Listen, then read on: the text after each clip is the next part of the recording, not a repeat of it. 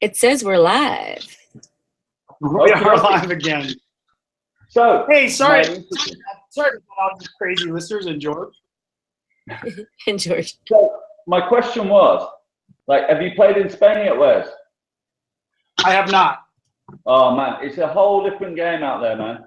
Because I hear it is. there's a lot of people that believe that breaks is still alive and kicking in Spain, and I would totally agree with them. I'm about to see my 4th time out there. Wonderful, like seriously, like you play to about 700 people out there, no problems. You know, it's a wonderful place. Have you played Russia as well? Russia's the same. So, like, when people say breaks is dead, I say, like, go out to those places, like, see those guys. I have. So you got a couple things firing off at me there. So on Spain, I have had a number of opportunities to play some of the bigger festivals, but they didn't plan far enough ahead. So I was already booked for other festivals here stateside, which is, I wouldn't say it's a priority, but whoever books me first and plans ahead, that's how I do it. So that's one thing. I'd really love to go play there. It certainly hasn't been because I didn't want to, or none of that. Any of that. I mean, I love to travel and such. On Russia, yeah, I got to do that last year with Lady Wax. She worked that out. That was awesome. A great show. I'm still trying to talk about Lady Wax. Like, yeah, that was a great show. And then not as big of shows, but certainly interesting was this year. Earlier about March, I did that 5-date mini tour in India for Red Bull, and that was a lot of fun. Oh, that sounds awesome. Yeah. That was a blast. But those are the biggest, like, most, biggest shows outside the U.S. that I've done, and yeah, it's definitely cool to travel. It's awesome to see those, and I agree with you. There's stuff going on in some places, but even in the U.S., like, I find perhaps it's because Americans, maybe it's because they don't travel as much, and that's still true. They travel more now than they used to, but it is somewhat true. I think that they don't travel as much as Europeans and folks from other continents. And the reason I'm saying that is because I noticed that even within North America, I know people on the East Coast that they don't realize that there's a break scene, for example, in San Francisco where they have 1,000-person parties. No, yeah. And I played one of them last year, so it's not like I'm watching them on YouTube. Like, I literally got to play a 1,500 person. It was like 1,500 something, all breakbeat party, in San Francisco. Wow. It was fantastic. Vancouver area, Western Canada's got BC. They got a lot of shit going on. Like, yeah. Calgary as well. Like, Calgary's apparently got, like, a big old scene out there. Yeah.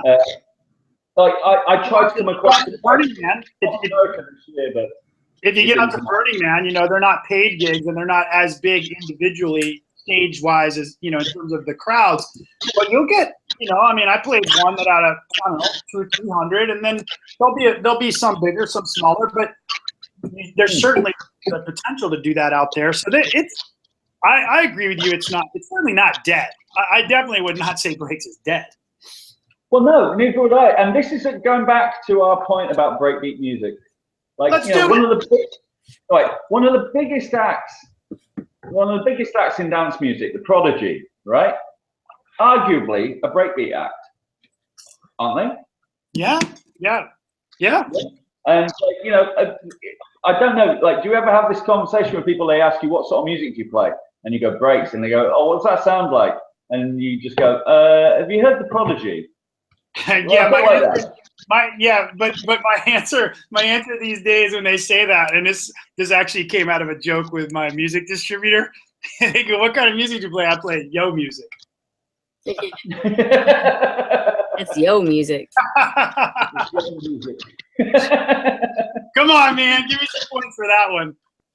Yeah, totally. But it's funny that and people go, "Oh no, I don't like breaks," and then you play them a few records, and they go, "Oh, I really like this stuff. What do you call this?" And I'm like, "That's fucking breaks." You actually liked it, and you didn't realize you liked it. Kelly reminded me to bring up a conversation I recently had with Otter, DJ here in California. Otter, like the animal, yes. And yes, I think he's on my Facebook actually. yeah, his name's Ben. His name's Ben. So, Yeah. yeah. So what I and he and I have friendly chats back and forth. It's always good. What I most recently said to him, that I've kind of arrived at for that short answer is that to me, a breakbeat is a production element, just like 4 to the floor, 4 on the floor is kind of a production element. You make a decision when you get into your drum bus and percussion bus and your kicks. What am I going to do there? Like that's clearly a decision point. So that's how I've always seen it. Now, the word breaks, and this may make you laugh or not. The word breaks to me, like I don't know what its origin was, but it obviously is a shortened version of breakbeat. So it's breaks, and the only place I really see that term is on Beatport. So that's kind of, at least in the modern time, how I look at it, is that breakbeat is an element when I'm talking about or thinking about producing or playing music, and I'm looking for that because I want to find that element to have that vibe and play that. Whether it's 110, 100, 70, double it, 140, whatever, right? Drum and bass. Those are all breaks. So clearly a production element. Breaks is definitely, in my mind, this 128 to 132 BPM composed of completely breakbeat elements. To me, that is a breaks track on Beatport, which is the only place I see that word.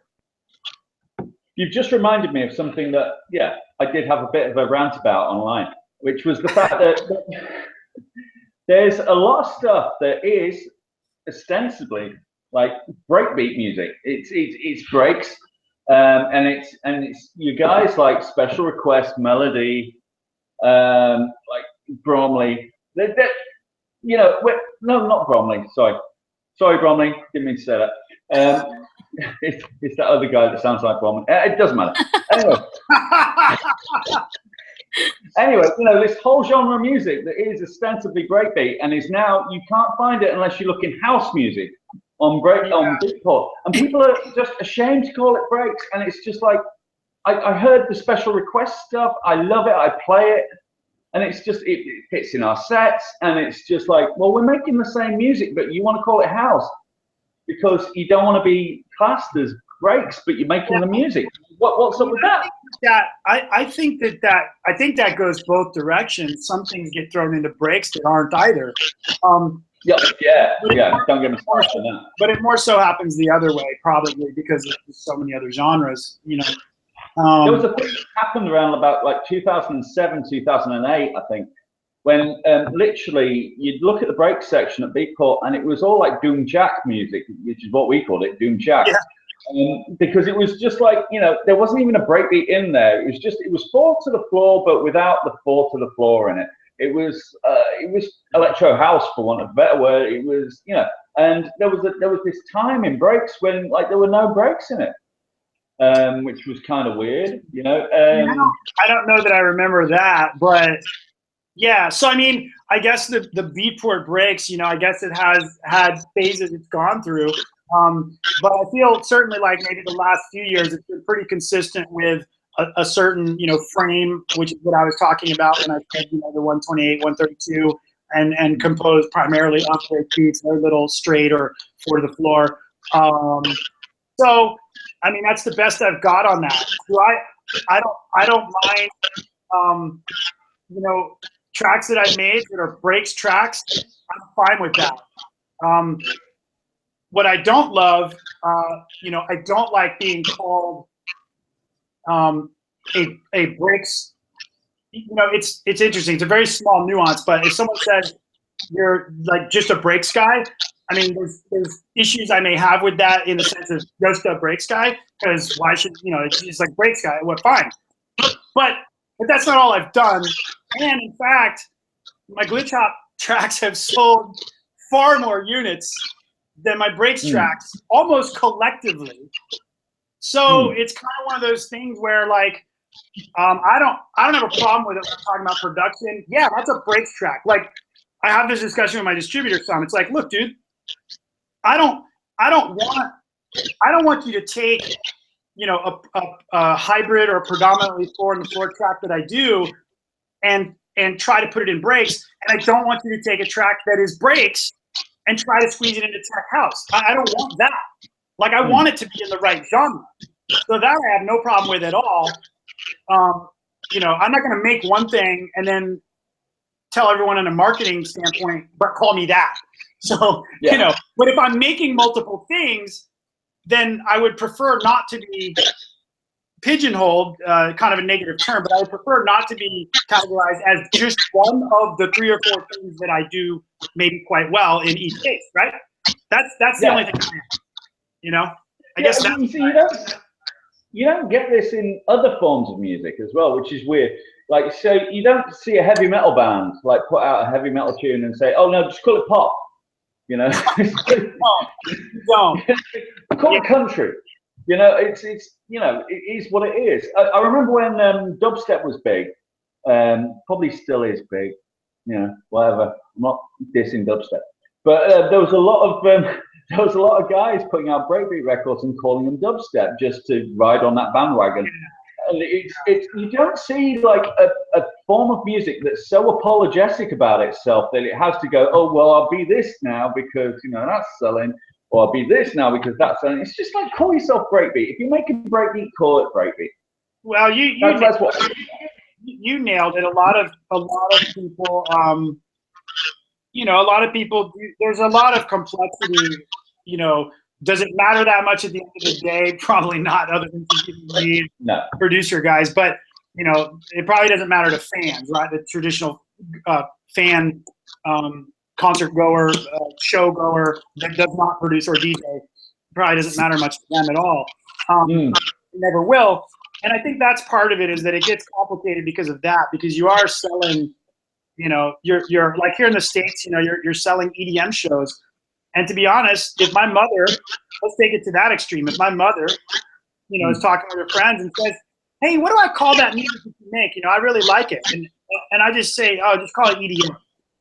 It doesn't, you know, like it doesn't matter. Like if she calls it that to her friends that she's playing bridge with, you know, they're all gonna have a daughter or son or someone that's been to an EDM show, and they get it. It's like Blippy.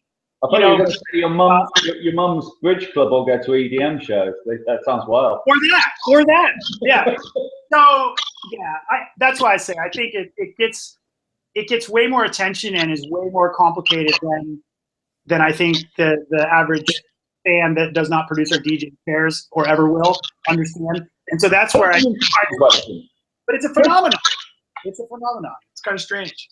You know? Here's an interesting question I've got. Do you think that, like, you know, when we sell singles, say, are we just selling to other DJs, or do people who DJ buy this stuff?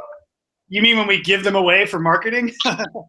Well, you know, when you've got something at Beatport or whatever, is that only going to DJs? Are we just doing a circle jerk? It's just like, you know, it's just other DJs we're selling to, and is your average raver punter just like listen to the mixes? No, they listen to mixes. They don't buy individual.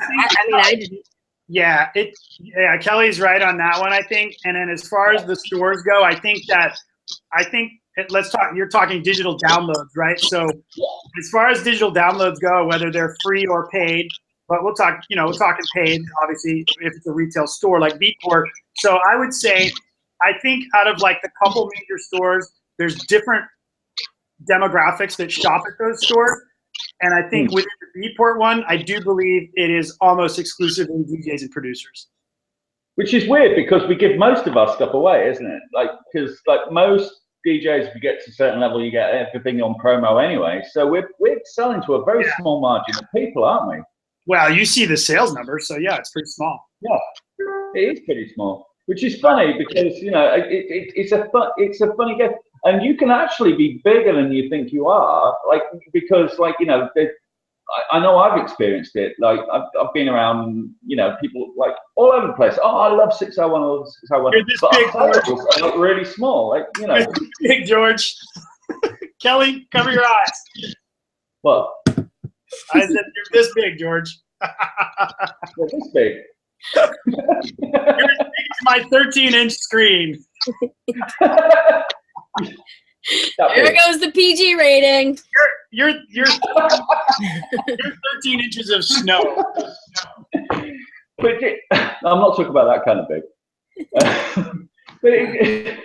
Back on track. I've lost my track now. There's a lot more people out there that might have your music than you know you've sold to, is what I'm trying to sell. No doubt about it. I'll tell you what I would love is, and I don't fault people that don't do it because you really can't do it. But what would be awesome for artists, producers, and if they happen to be DJs, it would be awesomer, is if there was a way without being annoying, or just a way, but then hopefully not being annoying, for people to know what music's actually being played at a 10,000 person party. Absolutely. Absolutely. Because, you know, fortunately, there are some things, Shazam, whatever, but especially if it's pre-release, which is a lot of what's getting played at big parties, there's no way for anybody to know who the artist was. Yeah. I've no idea how well I do. No because idea. This I would almost bet on for sure. If you took a 10,000 person dance floor and Skrillex dropped your track and they recorded the set, and then later the set was posted to the internet with a track list, let's say somewhere big like Billboard or whatever, got all the eyeballs in the world, out of obviously not the same 10,000 that were at the show, but just talking numbers in general, I would be surprised if 100 actually realize that you, Mr. Producer, have a track on that mix. Yeah, true. Yeah, true. That is kind of sad when you think about it. I haven't been DJing for too long, and last 5 years or so is when I picked it up. So before that, the only way that I knew what somebody was because it was on a mix of somebody else's, and there was a track listing. And that's saying if somebody put the track listing out, and also too at the time it was CDs, and you're getting more online than it was before. But definitely, I didn't know who any of the producers were except for maybe Crafty Cuts, or maybe Decline. And it took becoming a DJ to know that, to go through Beatport, and now I know what a sound is of someone, and I can hear it, and I'll probably know who they are ahead of time. But that took me being DJ. Like, there was no way, just as a listener, that I would know that unless somebody came to town and you knew that that was their song. That totally supports what I'm saying. And the reason that I know there may be a future that helps this is that when I did the video game project, there was a lot of discussions mostly about how the game is built and how things go in and doing this and that, and a lot of choices. I was clearly not part of the game development team, but there was a lot of coordination with what was going on to get the end result. And it was really cool of the game maker, because they certainly did not have to do this, but they built a very small, without it being intrusive to gameplay, they built a very small, 5-second rollover to show the release art and the artist and the song title, and then it rolls away, and you continue your gameplay. That was fantastic. How cool! So that's the kind of thing I'm saying. And I will tell you, the difference is that if that was not in the game, the game developer is totally cool. They got me and the other artists on their website, plenty of promo through their Twitter, all that jazz. Cool. But I'll tell you, if those rollovers were not in that game, most of the people that have then found me and hit people up. Oh, I love this track. Love that track. Where can I buy this? Where can I buy that? They would have never found us because they're not going to go to the game developer's website. No, true. Not on Twitter, dude. They're playing the game. Yeah, absolutely, absolutely. Right, here's a question I've got for you because this came up recently. I'm about to do a project with another breakbeat producer. I won't say anything about it because like it's not happened yet. Dirty. But anyway, yeah, he's kind of a big, breakbeat producer. Anyway, he would ask me. He goes, "What do you think the next sound is?" Question I'll put to you: what do you think the next sound is in breakbeat? In breakbeat, Drum and bass. Not drum and bass. I see you talking within the breaks framework, yeah?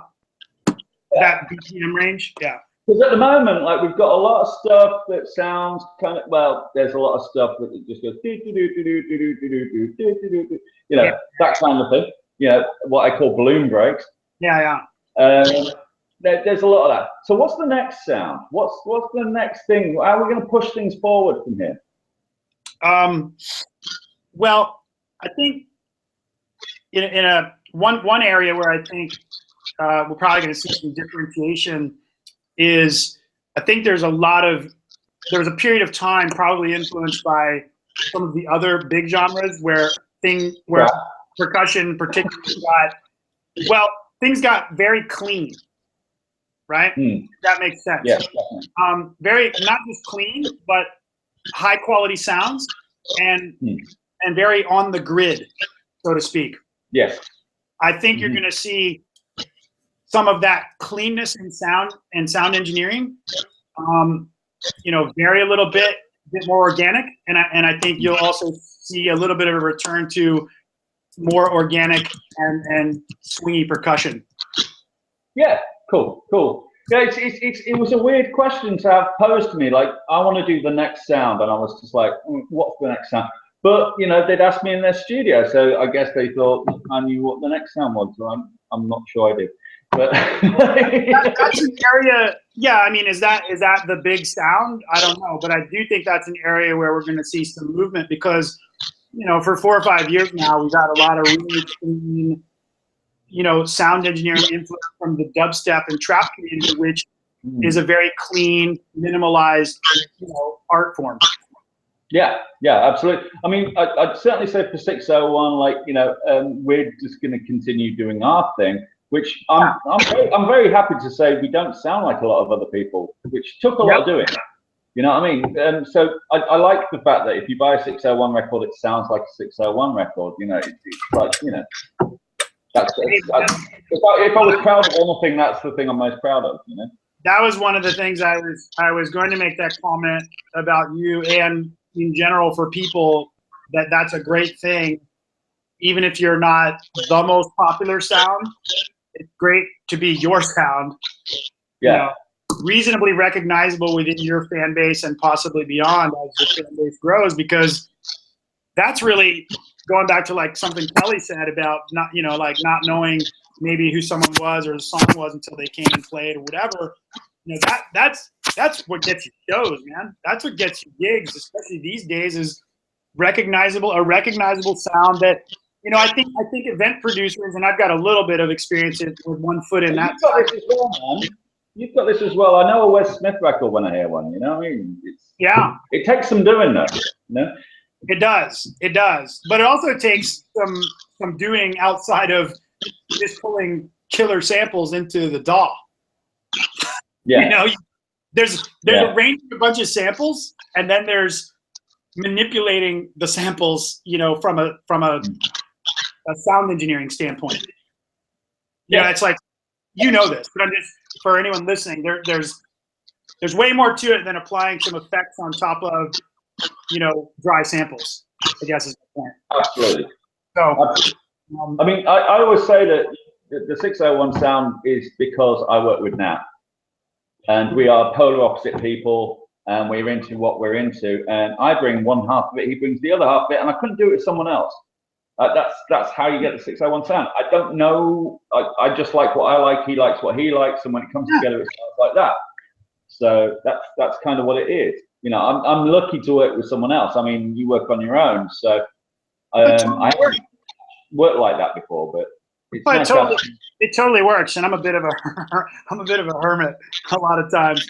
I'm extroverted when I'm outside, but not when I'm inside so much. But hey, that's why this is so much fun, man. It is cool to catch up with people that I can't, bounce ideas around. It may be a while until we're somewhere together, and get to have a beer or whatever. But back on that topic, what I was saying about the event producers is that, I do think they have a big challenge too, because they're always trying to keep up with whatever's going on and, what maybe the next youth crowd is doing and this and that. And they've got to have some way to try to figure stuff out, and I do think that there's a segment of them that are pretty in tune and at least go out to Beatport or SoundCloud or, iTunes electronic and maybe listen to Sirius or whatever, Spotify electronic is popping up. And I think they try, to bring in some people that in their mind, when they hear it, they're like, well, we might not have known this person, but this is definitely different. Let's listen to some more and then get hired. And I would tell you that is where definitely almost 50% of my gigs have come from that. Yeah. Because I asked people, how did you know me? And I definitely didn't know who they were. And they're like, oh, we were listening to Beatport, or, oh, your Spotify playlist. And we didn't know who you were, but we listened more and we've been following you for 6 months or whatever, right? So yeah, that's I would agree with you totally on I don't think you can really contrive your sound, but whenever other people are kind of telling you how to sound, then it's kind of like you just have a sound. Yeah. like years ago, like years and years ago, someone just said to me, "Yeah, well, we can tell your drum sound anyway." And all I can think of is like, and I'm not giving it away. There's certain plugs that we've used for years, and stuff like that, like certain techniques that we've used for years. And I guess that's what makes our sound. Little tricks. Well, I can almost, like Stanton Warriors is a great example. I can almost tell you, like, even though a lot of material on Punks may sound a bit like in the realm of Stanton Warriors, I can almost still pinpoint a Stanton Warriors track. Oh, absolutely.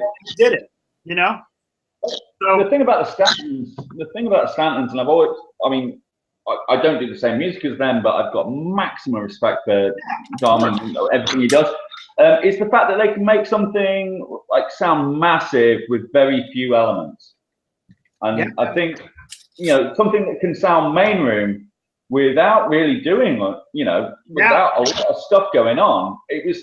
That was the thing. When we did our track on Punks, when we did our EP on Punks, me and Nat both said, like, this is going to be like the stripped back thing that we're going to do. We're going to learn how to strip back, because a lot of the big breaks tunes at the moment, it's about less is more, like a lot less is more, and learning having that confidence as a producer to say, no, I don't need to throw everything at this. I need to strip it back and let the groove talk. Yeah. And that's something that we learned through our days with Punks, how to let the groove talk, instead of like when we did stuff on like our 140 Jungle stuff, which was like maximal. It was like throw everything at it. Well, when I did the Cali Cuts EP, the Punks, I was actually like, do I know how to do anything other than funk? I was thinking to myself, like, and then I was like, I have some really good friends that are into like pure techno, and I basically turned to those guys for insight into the clean sound of things, and it was a great experience, So very similar to kind of your first round with that, So I think every producer, like after a while, I think it's a confidence thing. I think it's when you start out, you feel like you have to throw everything at your productions or whatever. After you realize that you can actually do this, then you learn how to take things away and actually when you listen to like a massive, I don't know, Timbaland production, there's not a lot of elements in there, and it's a confidence thing. I think it's just having that confidence to strip everything away. Well, that's a huge. I don't know if you have any experience in like the software tech world, but I do from days gone by, and that's a huge thing in user interface design and user experience design. Is you know, to there's a ongoing quote in that circle of people. It's like the most well-designed software is when you've taken everything away that's unneeded. Yes. Right. And so it's a bit of a weird statement because it's like, well, what does that even mean? But if you sit there and look at something and start thinking, do I need the same thing in a drop down and in a mouse over and in a left side navigation and in a keyboard shortcut? Do I need all four of those? You know, and then, you know, maybe you take all of them away. Absolutely. I mean, some of the greatest bands in history, I'm going to take this back to bands because that's where I'm from, have been guitar, bass, drums, and vocals. Yeah? Yeah. Those four elements. So when you're making dance music, you can probably get by on four elements sometimes, you know? Just like our biggest tune, one of our biggest tunes was Rage. And that was written in like an hour or so. It was like, and it's really raw. It's like a raw breakbeat, a strong bass line, and that's kind of it. And it ended up on a Ministry of Sound thing, which was like incredible, really, because it was just like total punk rock. You know, it was just like. So speaking of those four buses, so to speak, what do you think about the Native Instruments, you know, stems, open source stems format, that stuff? Have you messed with it at all, or because that really applies to, you know, in a sense, that's a play off of what you're saying in terms of what's necessary, and then that's what they really lumped those four, you know, channels, for lack of a better word. I've been asked a lot about stems. I haven't used them yet. Like, you know, I haven't used that format yet. Well, I kind of have, and I haven't. I think it's cool. I think it then leads on to then, you know, like, what is your tune then? You just sending out a bunch of parts. Yeah, well, I understand why they use the word stems, all caps. I wish they could have found another word for that, because it's almost like this breaks problem for me now, because if you're a producer of any length of time, stems are a totally different thing to you. And absolutely. You do a remix, someone sends you stems, yeah? Yeah. And so now that it's like, I love the idea technically, and the way they use the MP4 container to wrap it, and you know, it'll play once it's compiled, it'll play like another plain song, but if it's put in a player that understands stems format, then it can read the 4 tracks. That's all awesome. I just wish they hadn't confused it with an existing proliferated term. Yes. I heard it and I was just like, yeah, I get sent stems for a remix. What's that? Yeah. But, yeah. And I think ultimately it's going to make it really clumsy to get adopted, because it is really confusing. So how many times have you heard a DJ that gets too creative? Like I was at a club the other week, and there's this guy, and you know, just because you can mix the Beatles into Mars Pump Up the Volume doesn't mean you should. You know, it's just sometimes it just doesn't sound good. You know, so it's gonna like that's all DJ AM's fault. People need parameters sometimes. That's all DJ AM's fault, my man. AM was the master of that and proliferator of that style, and I don't know that I've ever heard anybody do it better still to this day. No. Once. Well, the Radio Soul Wax record, but you know, did it. You know, that was amazing. But yeah, the amount of times I've been in like sort of bar type scenarios and heard some guy who's like just mashing together stuff that shouldn't be mashed together. Just because you've got mixed in key and it works doesn't mean it should happen. Well, anyway. That's my opinion. I think my opinion goes back to differentiating between experience playing a lot of dance floors of different sizes and venues and different levels, and lack of that experience. Because I think that you know, if you've played a lot of different dance floors, styles, whatever, or dance floors, venues, equipment types, the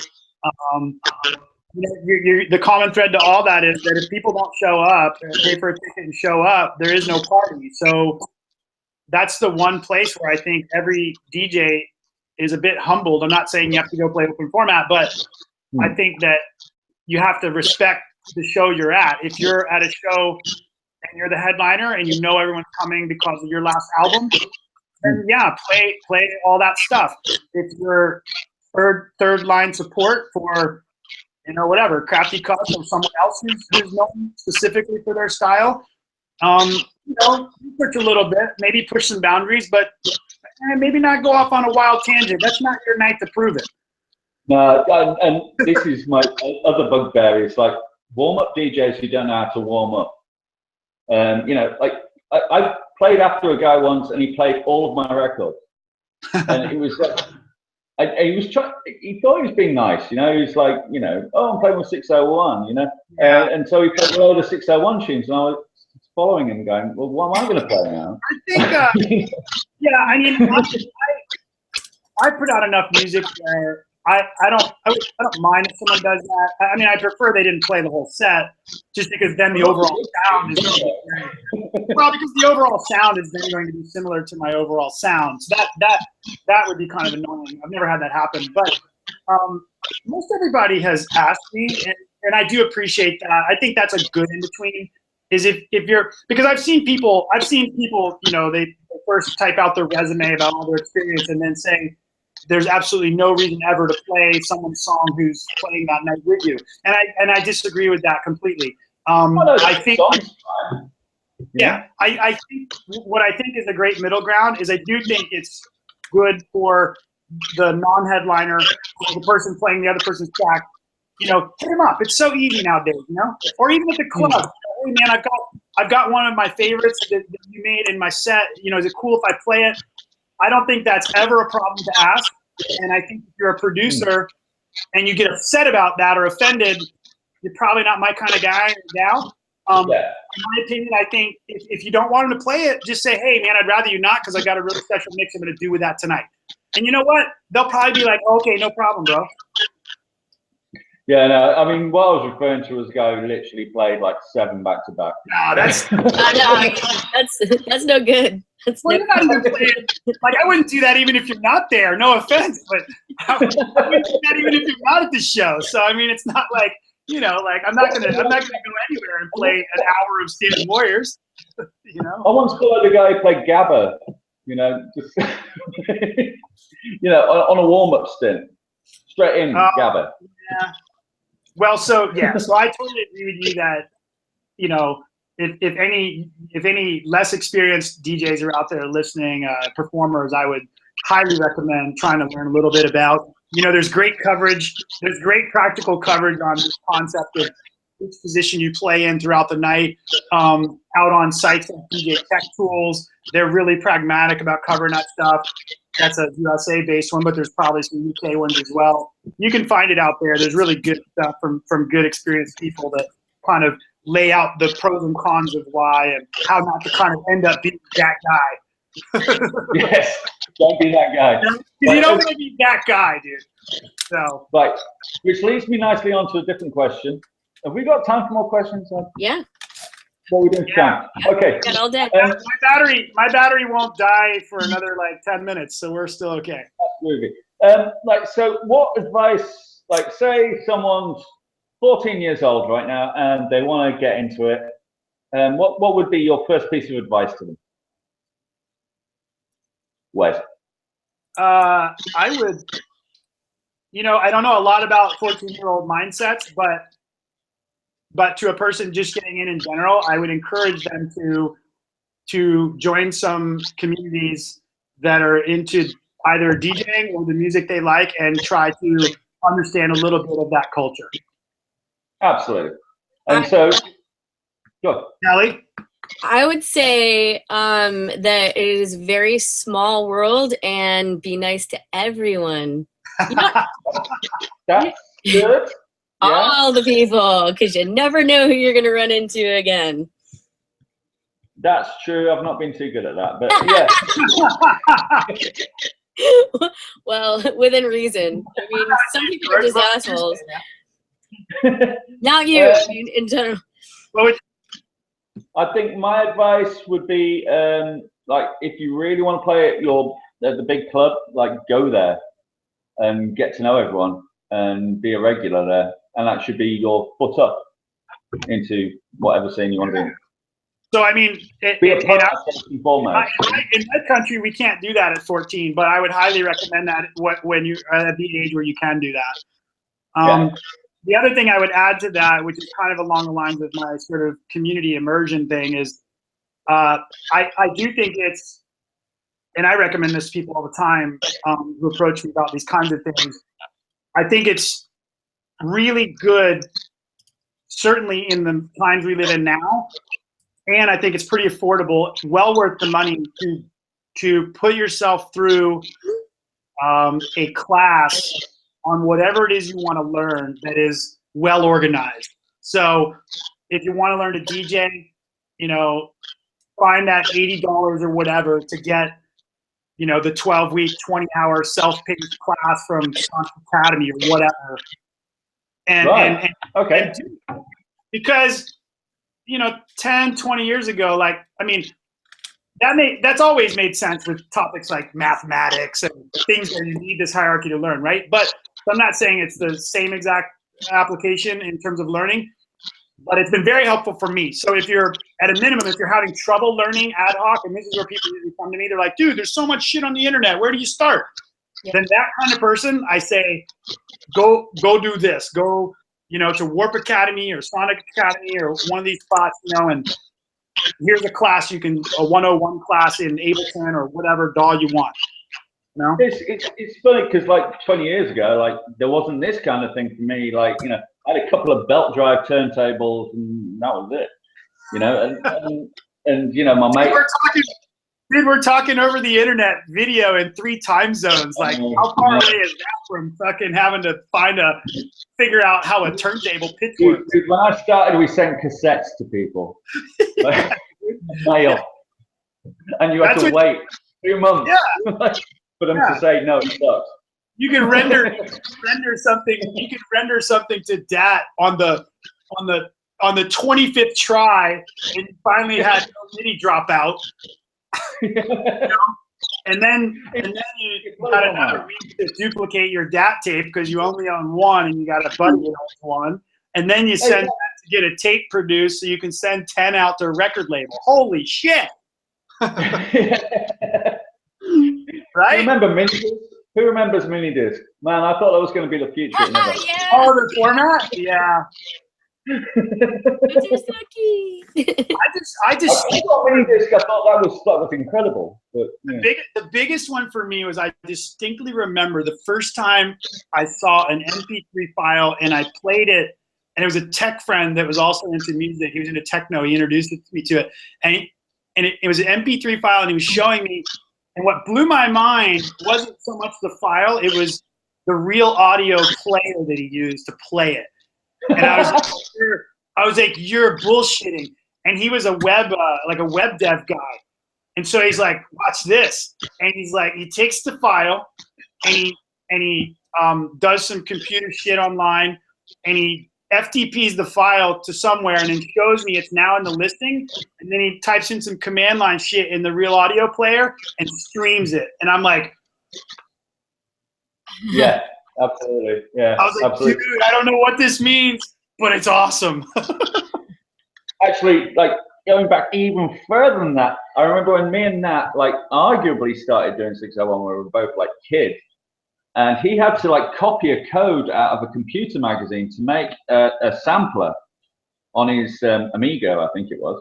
And like, you know, and then we could actually type things into the keyboard and it would say robotic words, and we were absolutely like fixed by this. Like, that was incredible. That's awesome, dude. That's so awesome.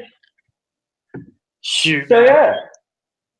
Well, hey brother, my battery's gonna die here, man. I've had a great time kicking it, dude. I'm so stoked. Like, just speaking technology, both where we came from and past experiences, and then just like I said, being able to do this. I mean, it's just awesome to me, dude. And sometimes the conversations are a bit like interviews, and sometimes they're back and forth like today. And I like them all, but this has been a pleasure, dude. I think we could talk a long time. Absolutely. I'll see you on the circuit somewhere. You know, He's probably like, I gotta go to bed. It's like 2 in the morning. But you know, I think it's just awesome to get to hang out. And like I've said in previous episodes, you know, like, it's just great the time we live in, man, because, you know, I don't know. I mean, I get the opportunity to hang out with George Miller like I'm on my porch, dude. Yeah. And here we are. I've really enjoyed it. I've enjoyed it. Cheers, Kelly. Cheers. Don't stop believing. Any parting thoughts from any parting thoughts from you, George? Anything you forgot? A shout out, something coming up? Anything? See everyone in Spain on the 26th. Go and buy my single. It's out now. Our single. Sorry, I shouldn't call it my single. Just get the whole release. Huh? Just buy the whole release. You take care of both of us in one shot. Just buy everything. Everything with 601 on it. Buy it. All the base. And I'll come around your house and cook you dinner. Anyway, yes. Take care. That's awesome, man. Get some sleep, Kelly. See you later. Thanks for checking out. And Cheers. We can make it all happen. Peace out, listeners. Stay classy, yo. Stay classy, yo. Take care, guys.